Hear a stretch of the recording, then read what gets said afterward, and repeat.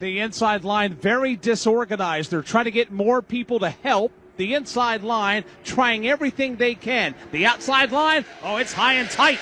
Tight formation now. Up top, led by Menard. And then Jimmy Johnson, Kurt Busch, Kyle Busch, followed by Martin Truex Jr. Then you get back to Clint Boyer, and that's where that inside lane begins to come to life, led by Joey Logano. Well, they're going to have to keep pedaling here because Menard just continues to try to put a little distance on the outside between he and Logano down on the inside. And by the way, for Paul Menard, he has now led more laps here at a Clash, 41 of them, than any other driver. The question is, Dave, can he lead the final 20? Well, he's certainly hoping so, and a lot of Wood Brothers racing fans are hoping so as well. But Jimmy Johnson in the rearview mirror, the Busch brothers and Joey Logano have got other ideas. Got some tough customers lined up behind him, but so far so good. Here comes Johnson. Oh, they get together. Menard and Johnson get together. Menard hard into the wall. The entire pack is going to crash with the exception of 4 cars that make it through. Keselowski, Larson, Kyle Busch, Jamie McMurray, Martin Truex Jr., Newman. I think Alex Bowman got through this relatively unscathed. You've also got Austin Dillon, Chase Elliott, a massive crash at the end of the back straightaway. That's lap number 55. Caution on the speedway for the 4th time. Jimmy Johnson, Kurt Busch, Joey Logano, and Ryan Blaney. They're lonesome as they came by the start-finish line. Alex Bowman indeed did get through. It doesn't look like there's any scratches on the race car. Austin Dillon's beat-up race car has just come by the start-finish line. Mike, it's pandemonium over in turn 3. Wow, we went from total calm and following Paul Menard halfway down the back straightaway to Jimmy Johnson pulling to the inside. It almost looked like Menard was throwing a block, and then they hit. They both pulled to the inside of the racetrack. They tried to sort it out, and then Menard got turned to the right, and he just got turned into virtually the face of the field, and everybody came piling in with only a handful of drivers able to make it through relatively unscathed. A massive crash over here at the entrance of 3. Yeah, let's go back about, what do you want to do, about 500 yards back to the feet of Dave Moody, and the question was, can Paul Menard hold on after leading more laps here at the Clash than any other driver in 40 years prior? Question is, can he lead the final 20? Well, we know the answer now. He and a number of other drivers are going to be done for the day. We are watching, it's a junkyard.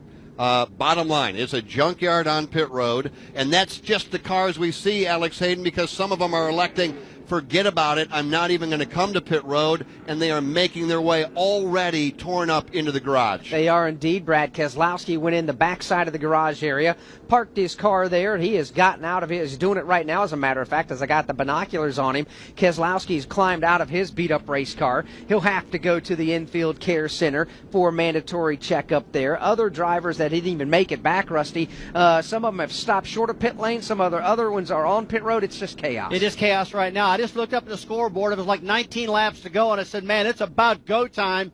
And just about the time I was thinking that, Johnson went for it down the back straightaway. Menard pulled down to block him off. They both got together. Right now, Jimmy Johnson's leading this race, and guys, I'm looking out at turn 2. It looks like weather's about to dump on us again. We might have a lot of rain coming at us. This might be the end of this race. Well, I'll tell you what. Why don't we take a break? We're all going to collect our breath. We'll go back out and visit with Mike Bagley. We'll take you downstairs to Winston, Dillon, and Postman into the garage with Kim Kuhn.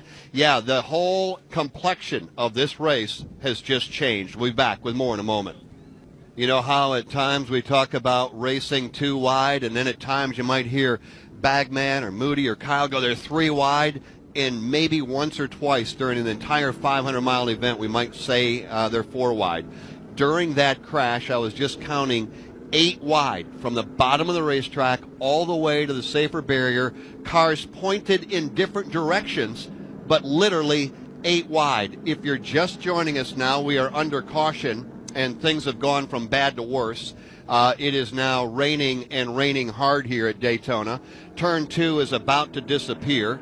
The garage is filling up. Pit road is a junkyard, like I pointed out before. Alex Hayden, there you go. That's kind of where I counted the 8 cars side by side. Look at that. What a mess there in turn number 3. Well, yeah, and Mike Bagley described that carnage over there as it took place absolutely perfectly. And to my count, only 5 cars, the front 4 at the time, Obviously no scratches on their machine, but Alex Bowman did a nice job of dodging, weaving, dipping, and diving to keep his blue and white Nationwide Chevrolet very clean. Bowman was able to get through, so only 5 cars got out of that with no scratches whatsoever.